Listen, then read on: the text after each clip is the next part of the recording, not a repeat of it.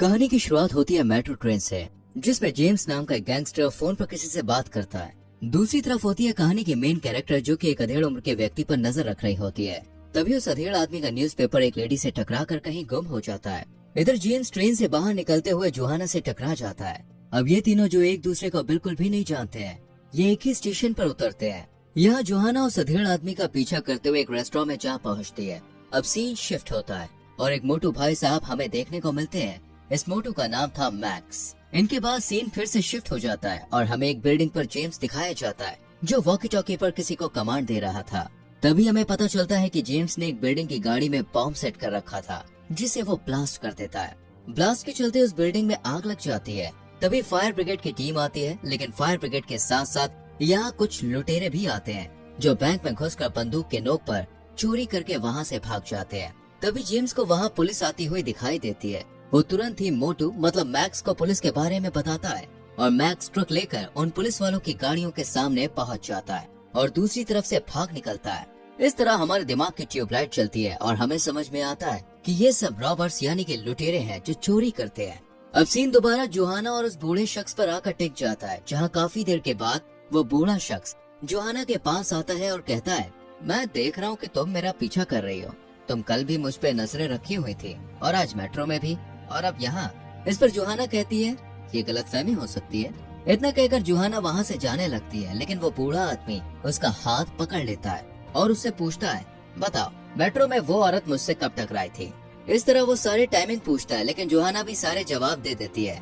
बस एक सवाल का जवाब जोहाना नहीं दे पाती, और वो ये है कि वो न्यूज़पेपर कहाँ गया जो उस अधेड़ के हाथ में था। इस पर वो अधेड़ आदमी कहता है कि हमें बेहतर की उम्मीद थी, और एक पेपर छोड़कर वहाँ से चला जाता है। अब जोहाना उस पेपर पर स्क्रैच करती है तो वहाँ पे लिखा होता है, यू आर सेलेक्टेड। यानी जोहाना का ये टास्क था और अब वो एक जासूस बन गई थी एक तरह से। अब सीन दिखाया जाता है अंधेरी रात का, जहाँ वो चोर अपना अपना हिस्सा बांट रहे थे। इनमें से एक चोर कहता है कि हमने मेहनत ज्यादा की तो जेम्स को पैसे ज्यादा क्यों मिले।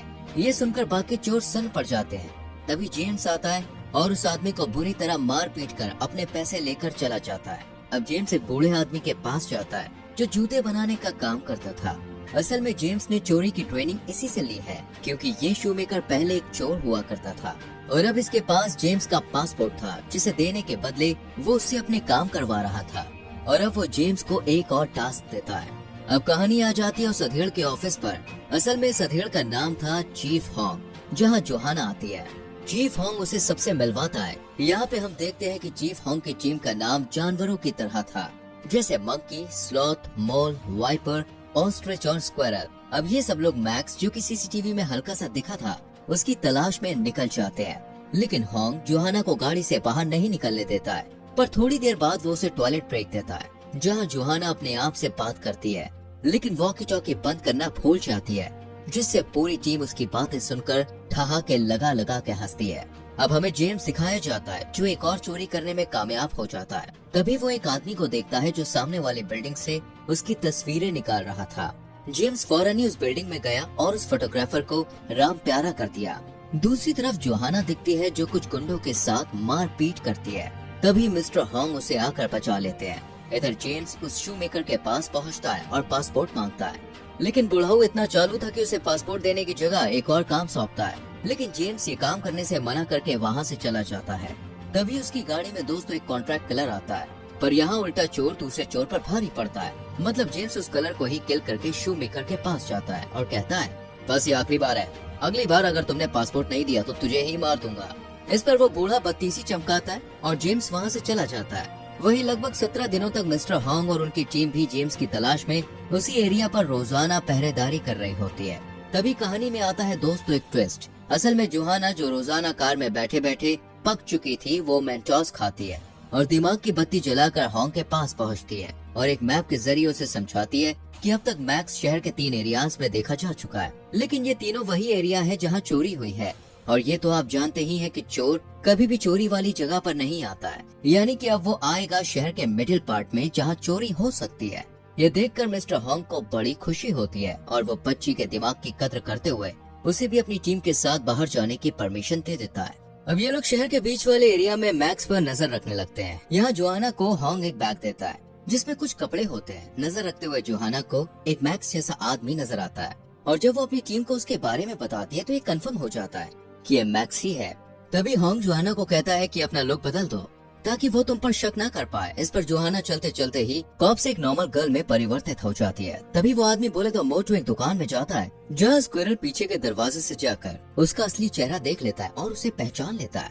इसके बाद जोहाना कुछ सिक्के पर्स में भरकर मैक्स के साथ एक ही लिफ्ट में सवार हो जाती है और जब मैक्स अपने कमरे में जा रहा होता है तो जोहाना अपने सिक्के गिराकर उन्हें उठाने के बहाने उसका कमरा नंबर देख लेती है। अब जोहाना वहाँ से चली जाती है और स्क्वायर वहाँ आकर कई सारे स्पाई कैमरा उसके घर के बाहर लगा देता है। इस तरह ये लोग मैक्स पर नजर रखने लग जाते हैं। तभी एक दिन मैक्स अपने घर के बाहर ढेर सारा कचरा रख देता है। जोहाना उस कचरे को लेकर सबूत ढूंढने लग जाती है। यहाँ उसके साथ होंग भी होता है। तभी दोनों को कचरे में कुछ कागज के टुकड़े नजर आते हैं जिन्हें एक साथ रखने पर पता चलता है ये एक सुडोकू पजल है जिसे किसी ने जानबूझकर गलत खेला है। जोहाना इस बारे में पता लगाती है। अगले दिन मिस्टर होंग उस बिल्डिंग में पहुंचता है जहां जेम्स ने उस फोटोग्राफर को मारा था। घंटों दिमाग मारने के बाद होंग को समझ में आता है कोई चोरों को चोरी वाले स्पॉट के सामने वाली बिल्डिंग पर चढ़कर निगरानी करता है या उन्हें कमांड करता है। वही होंग की टीम को पता चल जाता है कि पजल का रॉन्ग आंसर असल में शहर के स्टॉक मार्केट का आईपी एड्रेस था, यानी अब चोरी यहाँ होने वाली थी। इधर मिस्टर होंग की टीम इन चोरों के अपार्टमेंट में स्पाई कैमरा लगाकर ये पता कर लेती है यही वो चोर है जो बैंक में चोरी कर रहे हैं। चोरों की मीटिंग खत्म होते ही होंग इनके पीछे जा ही रहा होता है कि तभी उसकी नजर जेम्स पर पड़ती है, पर वो उस पर इतना ध्यान नहीं देता है।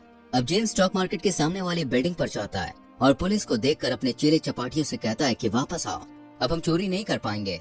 और इतना कहकर वो बिल्डिंग के नीचे उतरने लगता है, लेकिन मिस्टर होंग उसी बिल्डिंग के टॉप पर जा रहे होते हैं।